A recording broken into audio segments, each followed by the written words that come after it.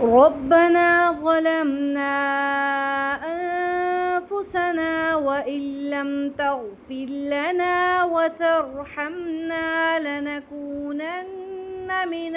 الخاسرين رب اغفر لي ولوالدي ولمن دخل بيتي وللمؤمنين والمؤمنات ولا تزد الظالمين إلا تبارا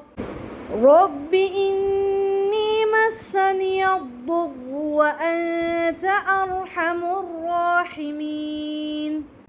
رب اشرح لي صدري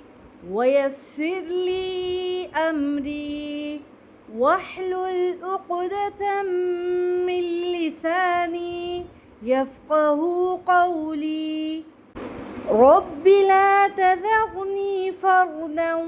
وأنت خير الوارثين اللهم ربنا أنزل علينا مائدة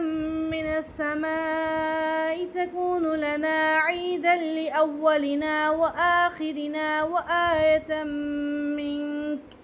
وارزقنا وأنت خير الرازقين لا إله إلا أنت سبحانك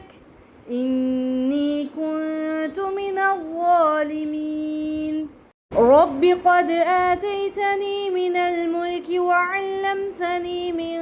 تأويل الأحاديث فاطر السماوات والأرض